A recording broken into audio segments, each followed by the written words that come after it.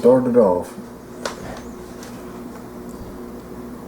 Hi everyone, and welcome to the next review of the Transformers IDW hardcover book. And today we are at Phase 1, Volume 6.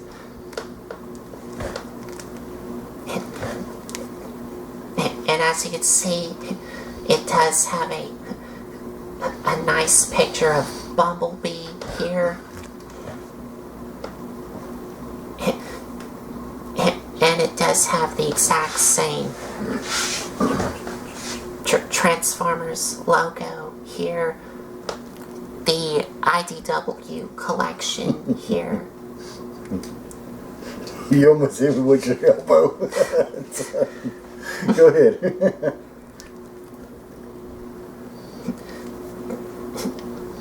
And it does have the same bookmark here, so you can stop where you left off at. And on the side it has number 6, Transformers, the IDW collection, and IDW here. And on the back, it has the rest of the picture of Bumblebee here, which is just his arm holding his gun. And on here, it tells you what's in the book here.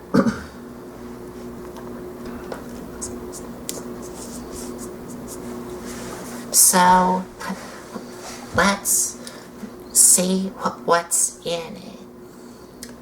So, this is Phase 6? No, Phase 1, Volume 6. Okay. First, I gotta get the camera down.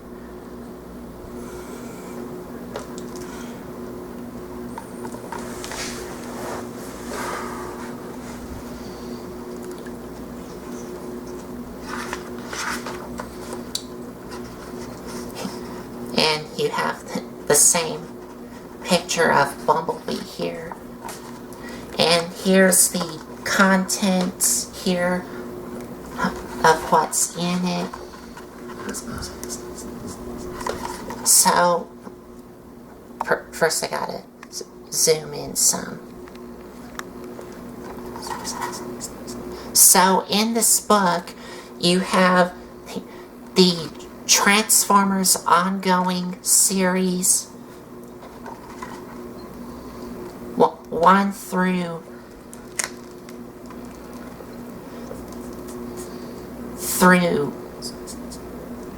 6, and there will be more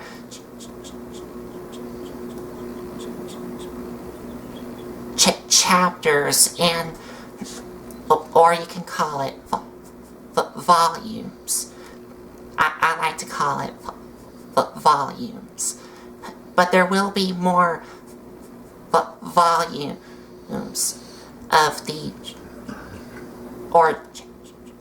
chapters of the Transformers ongoing series. But this has 1 through 6, and you have the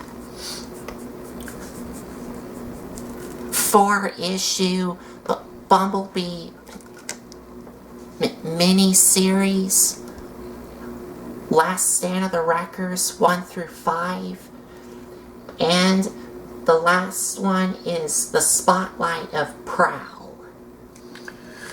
What makes this book really unique is the Last Stand of the Wreckers. That is really good. Yes. And that was a sneeze from my wife. But anyway.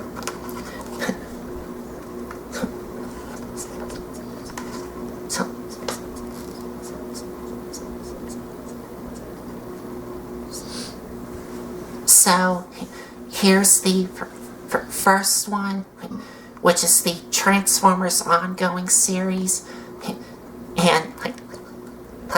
said, this has 1 through 6 in here. And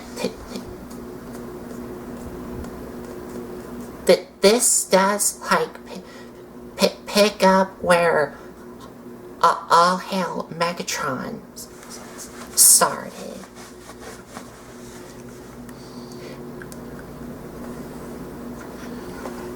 And like before, we're not going to show you everything. We're just going to show you what we can in here. This is going to be like a quick kind of run through of this.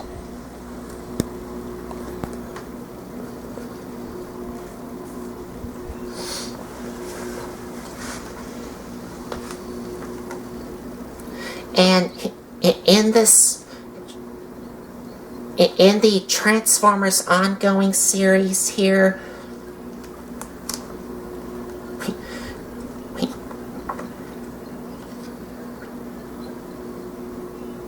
we do see that this is gonna be the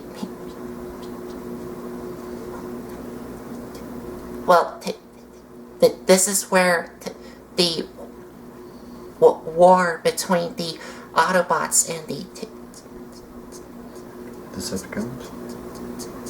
Decepticons is over.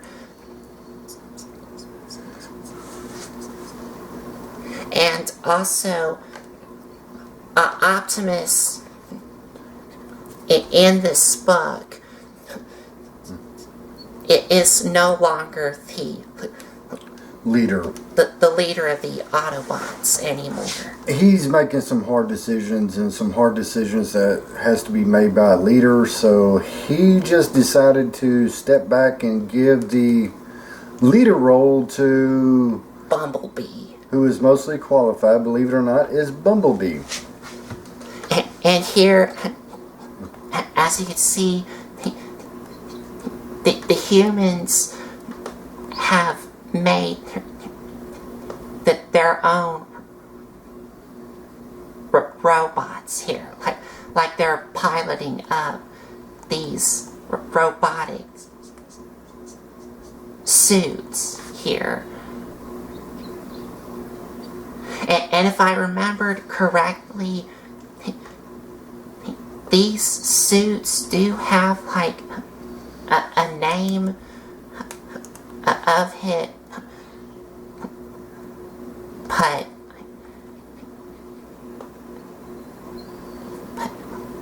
but I could not remember what these are. They do say it in here. I believe it does, but it is in here.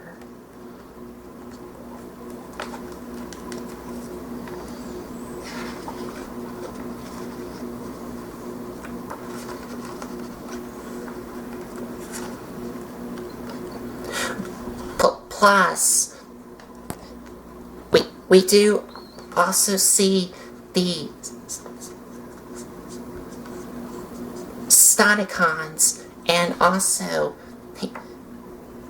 the first appearance of them combining together to make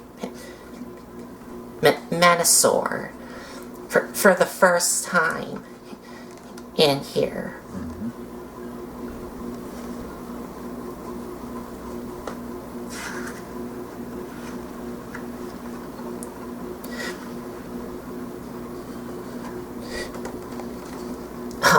And as you can see here, Ironhide does get shot in here. He gets wasted. He gets wasted.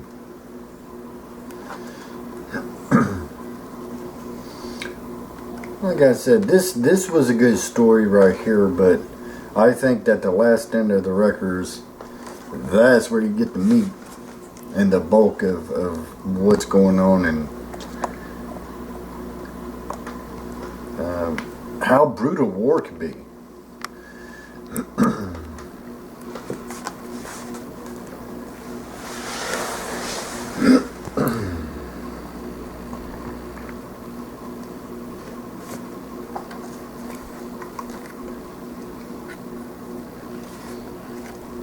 That's Optimus Prime. He's relinquishing his right to be a leader to the next one who's mostly qualified, and that one is Bumblebee. So now the team has a problem listening to Bumblebee, but you have another part of the team that's just fed up of being here on Earth. They just want to get back to Cybertron. And one of those Autobots is Hot Rod. Yeah. Hot Rod, yes. Hot Rod. And then you have my guy right there, Ultra Magnus. He was called in to do the investigation of Ironhide and what exactly happened. And the reason why he's on Earth is that it explains how he appeared on Earth from the last stand of the Wreckers, which we're not there yet.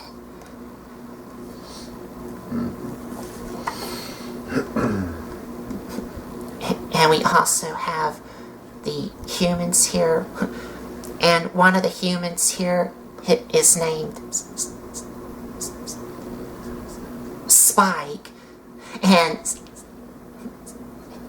Spike in this comic does make like a reference to where he says, don't call me until there's like a giant robotic planet about to eat our planet. And that is a reference to Unicron from the '86 movie. And here we can see they're going after a couple of the Autobots, but one of them takes off, and that is Blur.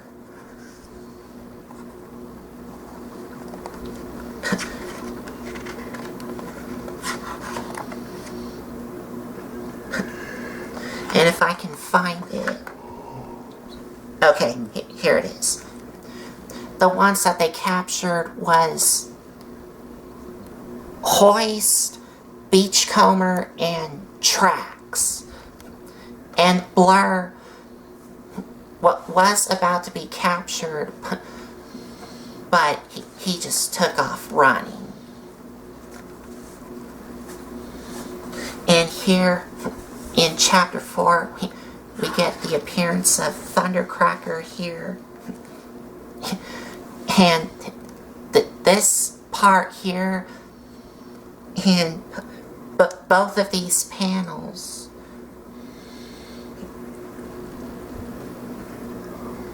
yes, in both of these panels here, Thundercracker, and if I flip it, well, I'm trying to like find that. Oh, here it is. Here you could see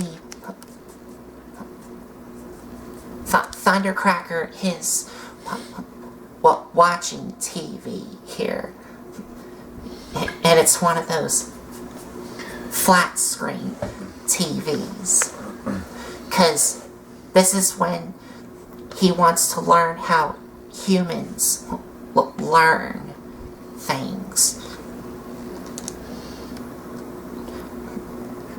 And this does pick up where All Hail Megatron started, because Thundercracker got like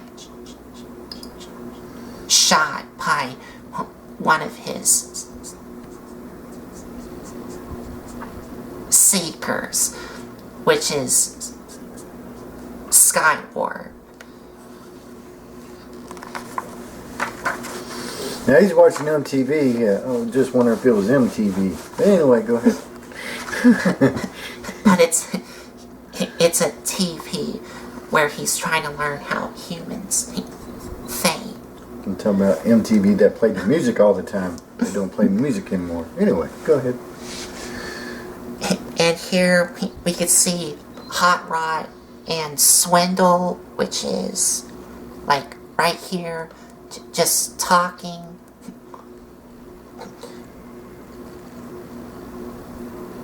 Mm-hmm. Oh, and Swindle is also, well, he's like wanting to ask Hot Rod by a different name, and that's Rodimus Prime. Right, and that was a little weird, but you gotta just remember the name Swindle. He is very cunning and deceiving. And, yeah, that's all I'm gonna say about that little guy.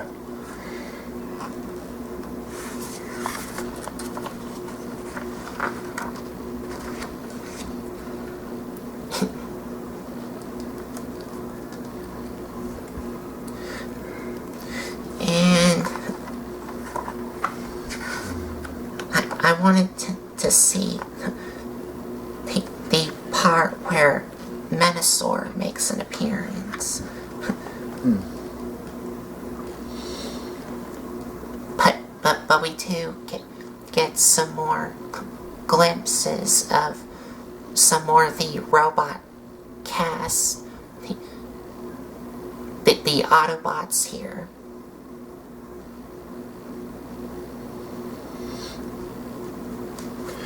Now, this was after the war of... There goes my wife again. But anyway, this is after the war of the Autobots and Decepticons, right? So, the faction is... you kind of got Autobots kind of spread out. You even got Decepticons kind of spread out, kind of displaced. They really don't know what to do with themselves. Which is odd, but you got to understand, Megatron's not on Earth right now. Because he's been he's been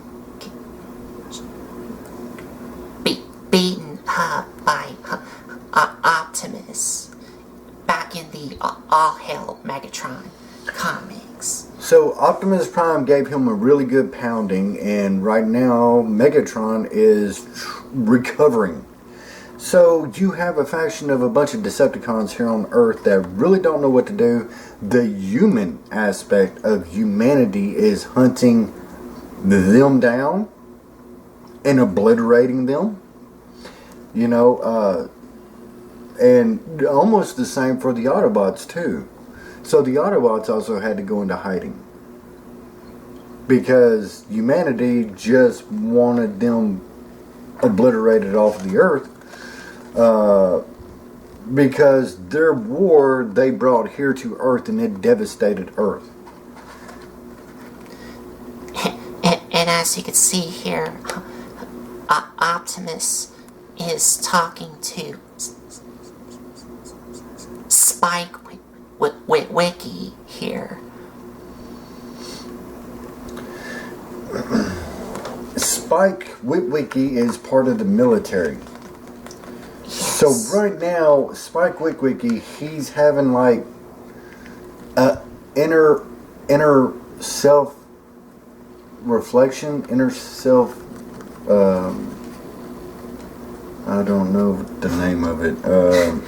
Inner self searching, and he's asking himself about Optimus Prime, and so he knows.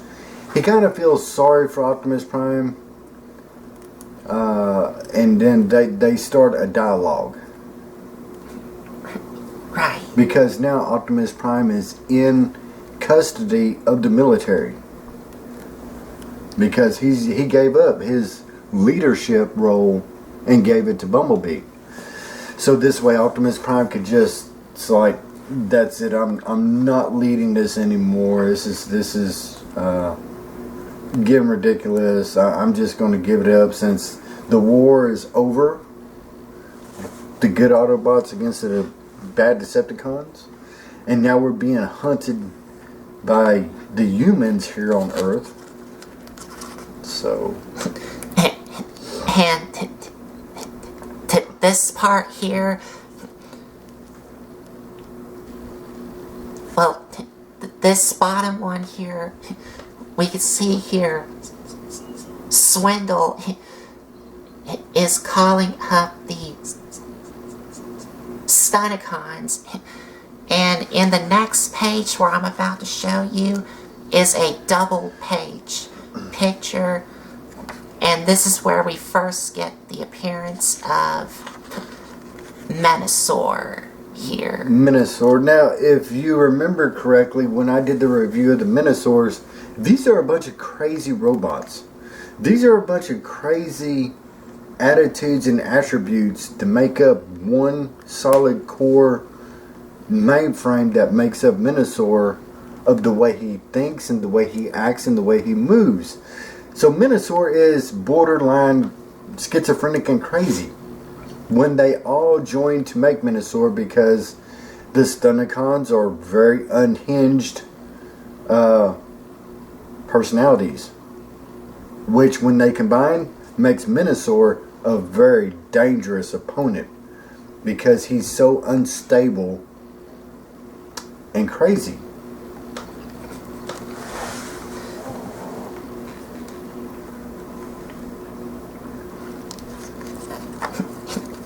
And then Optimus makes an appearance to fight off Menasor here. Right here.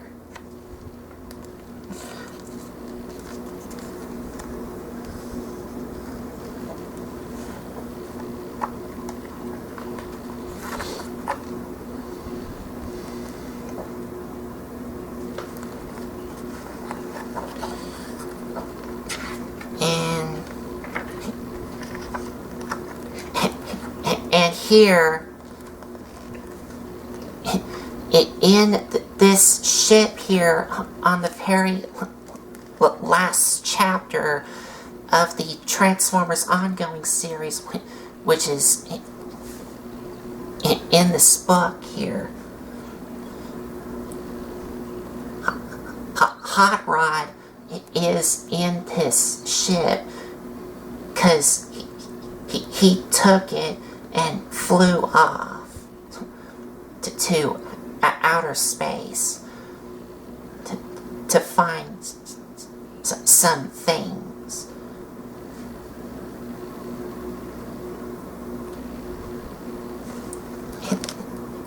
And that is the end of the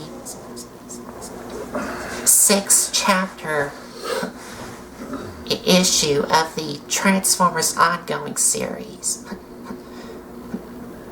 And like I said before, that there will be more chapters of the Transformers ongoing series, but we're not there yet.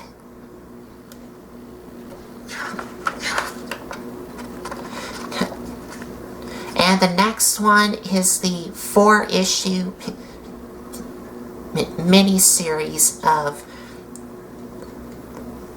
Bumblebee. And this is where Bumblebee becomes the leader of the Autobots. Leader of the Autobots. Now, he's not real excited about it. It's like, I really don't know what I'm doing. How does Optimus do this? How does he keep everybody at bay and calm, you know? Just a lot of self-talk and a lot of self-discovery, trying to be the leader that the Autobots bestowed on him.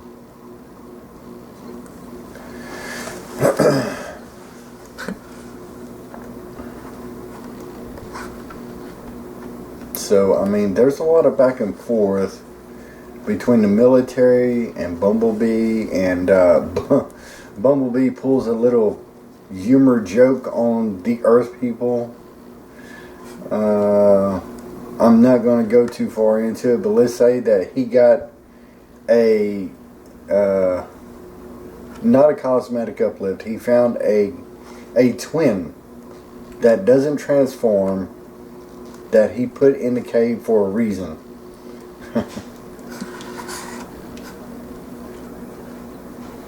So the Bumblebee was pretty good. Towards the end of Bumblebee, he's finding out how the human personality and his personality are a lot alike. You know. Because in the last chapter of the Bumblebee miniseries, him and Skywarp, which does make an appearance here, we're talking, and Bumblebee had like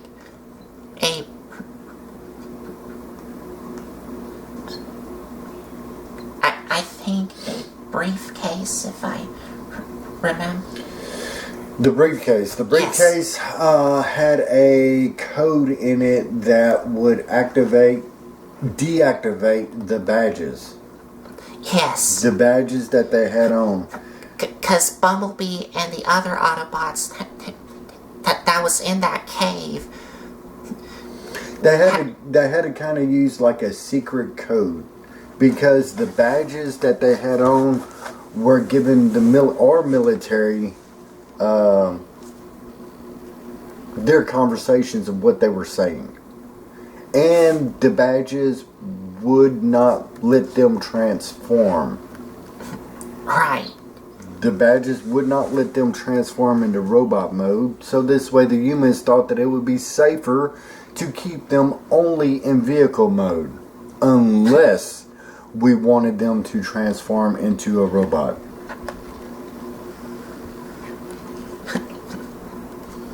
As it goes on, there is a young girl.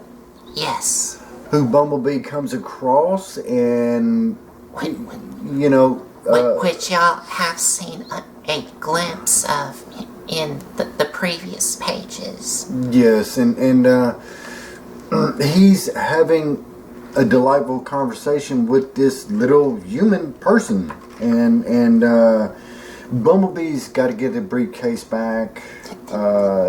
This is the little girl here. Right. And her name is... I forgot. If I remember... Samantha? No. Serena. Maybe. Her name is in here. But if I remember, her name is Serena. With this story right here, with Bumblebee, there's a couple of funny parts in there, such as the dad saying to his daughter, I believe that there was one part, or I'm monologuing here, you're playing with the funny car. And Serena's like, yes, Daddy, I played with the funny car today. But y'all would have to read through it to understand where it's coming from. And here, where Bumblebee got caught,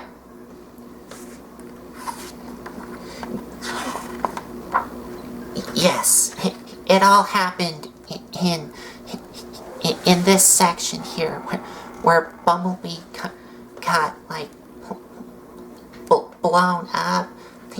The Autobots rebuilded Bumblebee into, instead of a Volkswagen Beetle, he's now a concept Camaro.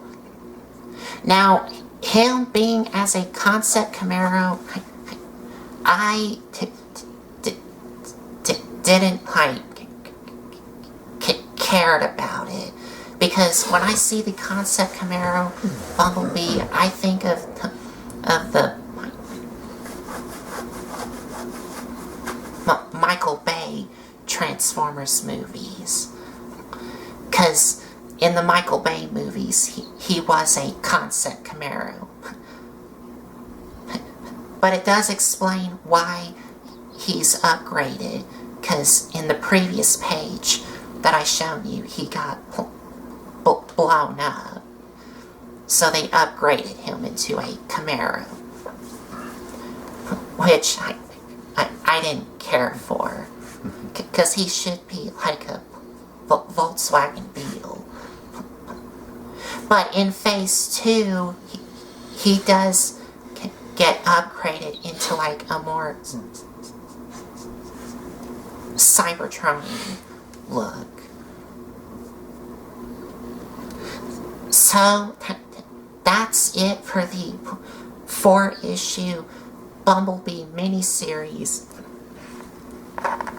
Now we're at the 5-issue miniseries called Last Stand of the Wreckers. The Last Stand of the Wreckers is a hard-hitting, fast-paced, fast-action, fast-motion storyline, and you have to keep up with it, and it's got a lot of twists and turns in it. The Last Stand of the Wreckers is not, if you're expecting to see goody-feely stuff in this volume, nope, you ain't going to find it here. Right. There's nothing but obliteration, yes, deceit, deceitfulness, backstabbing, knowing what you stand for, not backing up, not giving up, and however the cards fall, they fall. And the story is really wrote well, and once you start reading it, it kind of pulls you in, and it makes you want to read more and more to find out how all this actually these are kind of like the silent Autobot team that are unhinged, that have kind of no morals. They just get their orders and they do. And also, in the Last Stand of the Wreckers comics, they were also explaining what's it like becoming a wrecker. And it's not funny in no way, shape, or form, but they kind of make a little bit of sarcasm of what they believe in, and then the Autobot turns around and does the complete opposite.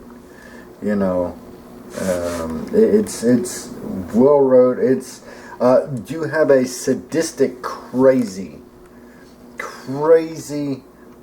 Decepticon in here called, what's his name? Overlord.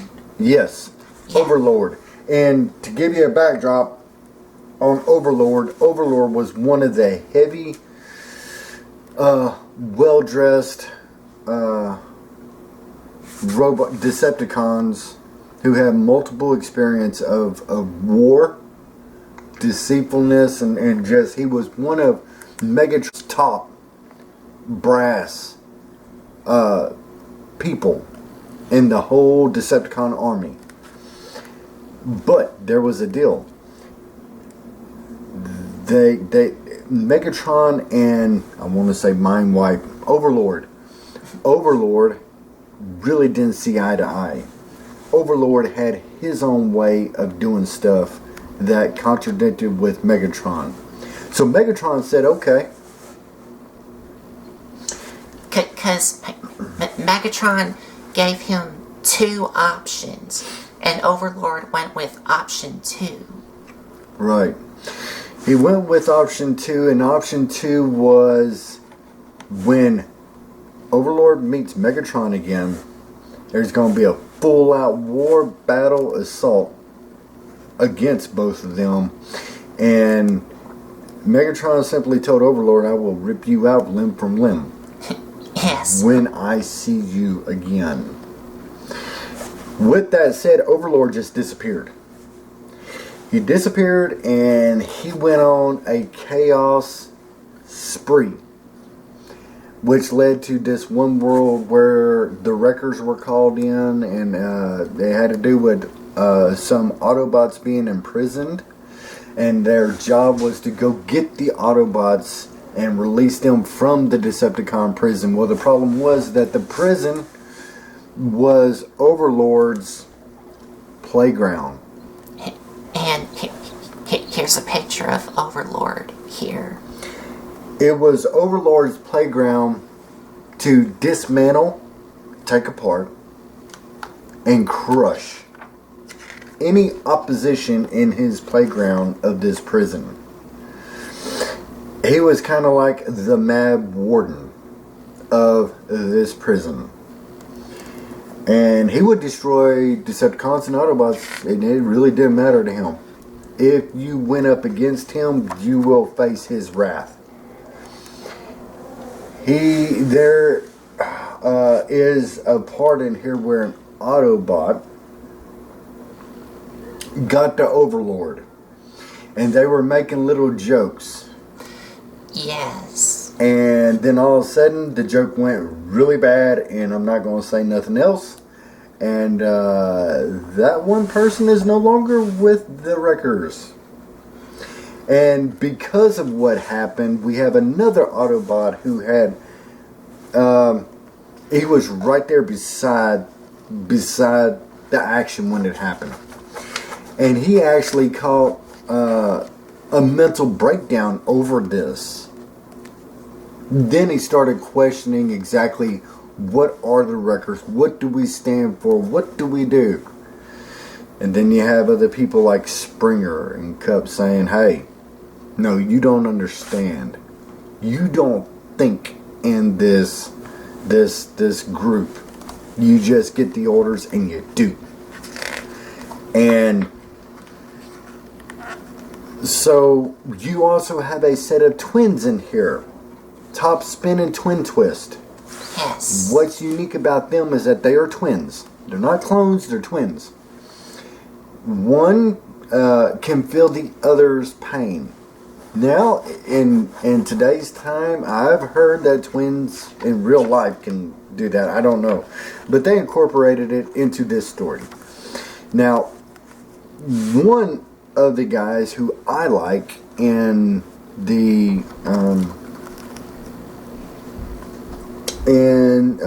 it was Twin Twist that I really liked because I remember having him when I was younger. He got really rearranged by a demented, crazy Decepticon who wanted to find out just how far he can inflict pain on the face.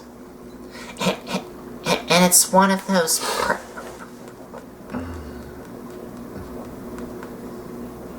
predators, jets, from like Generation 2, if I remember. Yeah, it could very well be, yeah. Yes, Generation 2. Generation 2, yes. Because that is the one that helps them so far, go down so far. Okay, yes. Because the Predator jets do make an appearance in Last Stand of the Wreckers here. So if you remember, we have G1 and G2 wrapped up in these books. So they both make appearances from G1 to G2. And we also do have other Transformers characters from other continuities, like animated Lockdown, which made an appearance in the Drift miniseries. But here we have some Generation 1 and Generation 2 characters.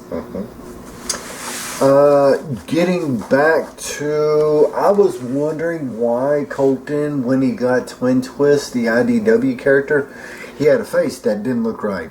And he had two option faces, and I asked Colton, I was like, why is this one like this? And then once you read the book, then it makes sense why he looks the way he does. And believe me, I think that there's going to be great reckoning to pay because of that. And the toy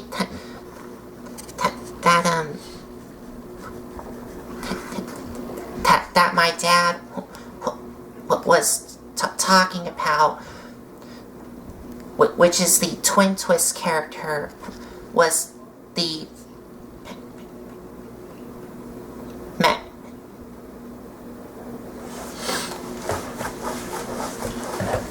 Mech Ideas to Twin Twist. And also I have the Topspin figure that's made by Mech Ideas. So as far as the Wreckers, it's a really good story. Once you start reading it, it will draw you in. And then you really can't put it down because you're trying to figure out what's going to happen next. And this chair squeaks a lot. But anyway, it's a really good story. Well wrote, a lot of action, a lot of I don't want to say betrayal. I would say surprises for sure. A lot of surprises around almost every turn. And then poor Guzzle. Yep, Guzzle pretty much gets it. But a lot of the Wreckers also get it too. But Guzzle in this did like survived from that. Yeah. Because he's just a little guy just wanting to improve and be a better wrecker. And then Cub's kind of like telling him what being a wrecker is all about. And anyway, I'm not going to go off any more than that. It's a really well wrote out story. Yes. And even just the title, The Last Stand of the Wreckers, makes you wonder, what is this all about? Yeah. And to show you a little more.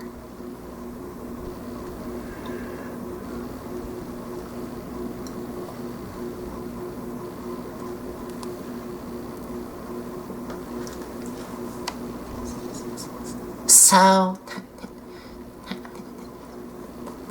that's about it for Last Stand of the Wreckers.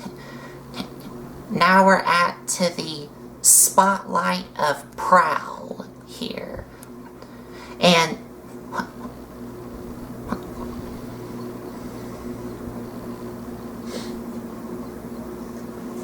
what this is that Prowl is on Earth, but he's hiding in his field commode, trying to not be spotted by the humans.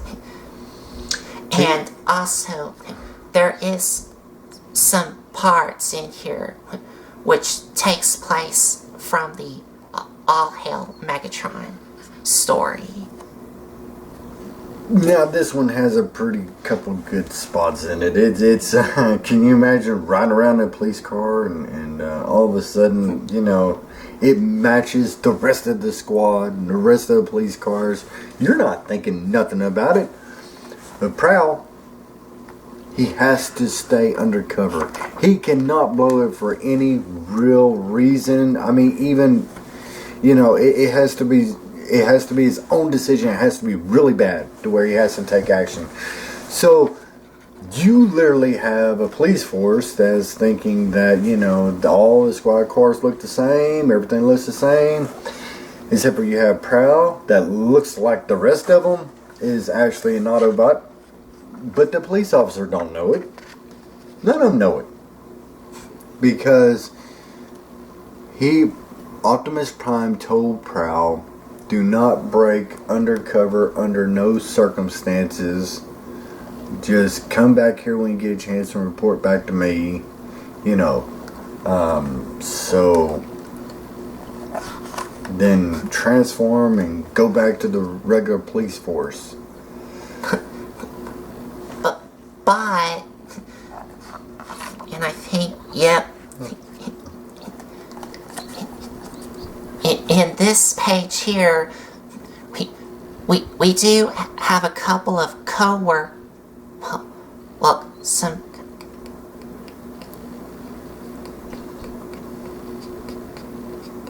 construction workers here, and they find this thing here, which is a gun that belongs to one of the robots.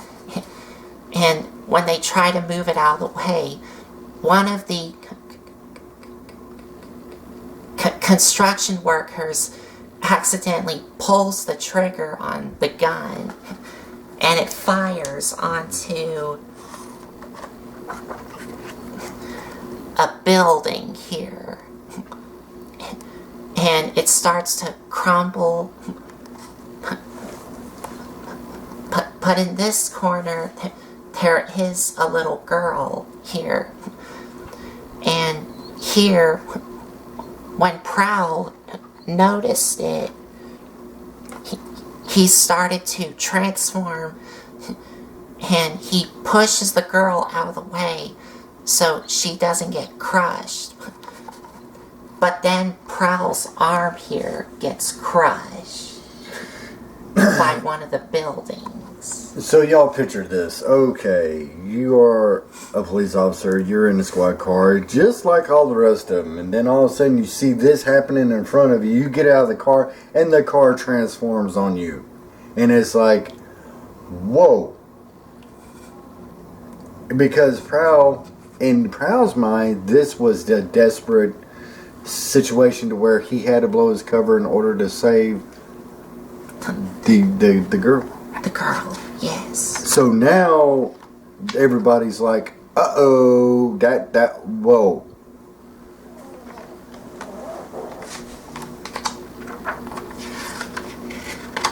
So then they go from there, and you know how, of course, we wanted the technology and how to transform and how do you do this and that, and which is what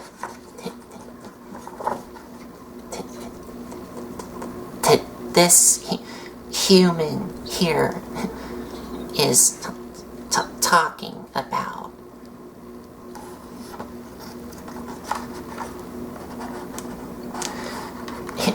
And here is where we're gonna find out in the Transformers ongoing series, because when Prowl was in his robot mode, one of the humans here kind of tried to take him down. Zap him. Well, he got... Yeah, yeah. I think he did get zapped.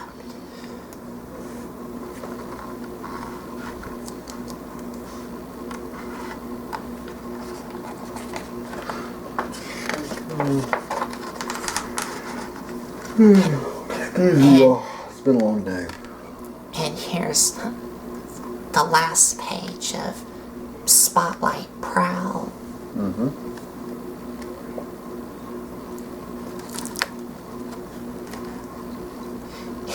And that is the end of Volume 6 of Phase 1.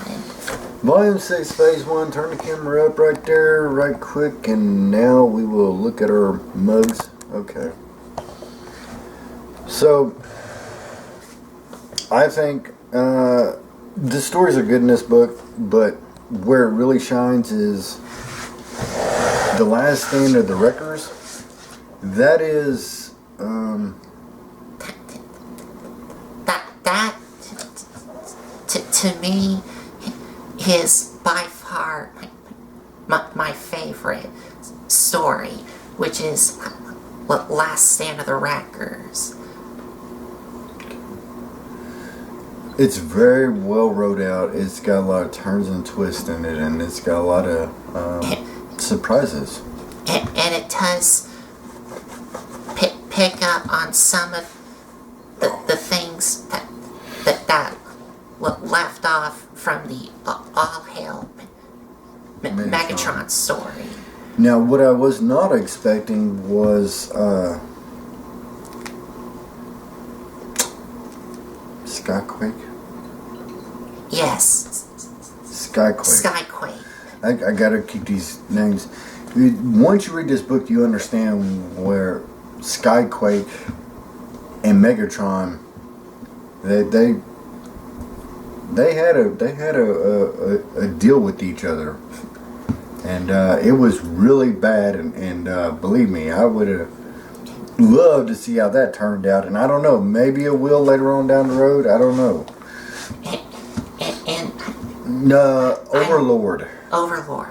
Overlord was crazy.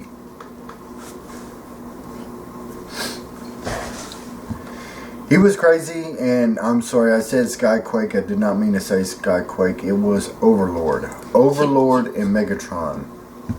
No, Overlord and Skyquake. That were... Okay, I gotta stop for a minute. Skyquake and Overlord were the two top people in his ranks. Okay. Yes. Okay.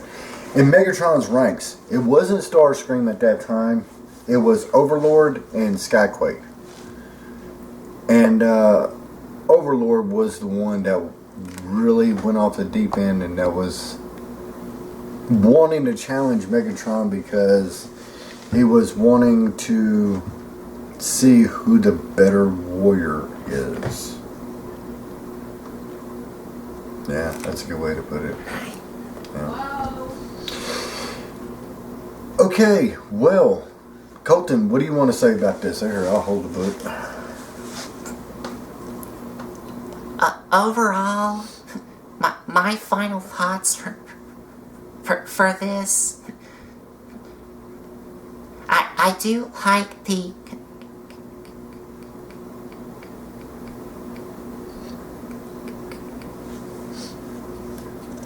continuations of the All Hail Megatron story and continuing it on in this volume here, and also Last Stand of the Wreckers is, like I said, my favorite one, but it also explains what's it like becoming a wrecker.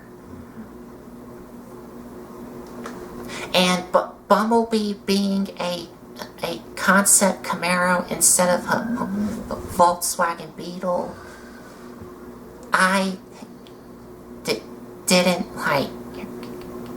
cared about it. Because when I think of the concept Camaro version of Bumblebee, I think of the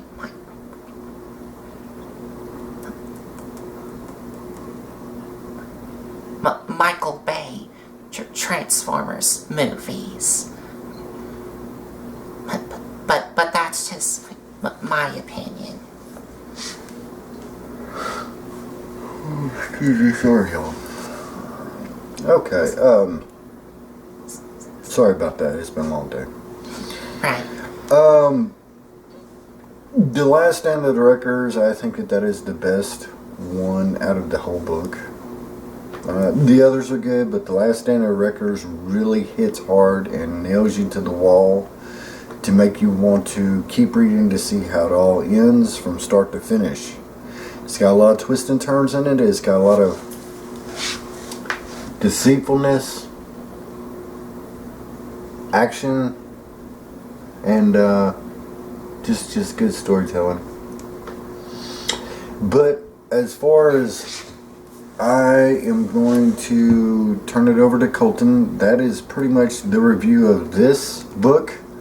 Now we're going to start on the next one, and when we get finished, we will do a review on it. Because as the saga continues, as it continues, we're still going. But hey, thank y'all. We appreciate y'all. Y'all are awesome. Take care of yourselves and each other. And I am going to let Colton close it out. Now I'm just going to sit back and be quiet and hold the book. So, if you like this video, give us a like, comment, and subscribe for more. And if you want to check out some other videos you may have missed, there's a playlist set up on my YouTube channel. And I do have a playlist of the IDW hardcover books here. Okay. Or they're also called graphic novels. Okay. So I think that's about it. So thanks for watching.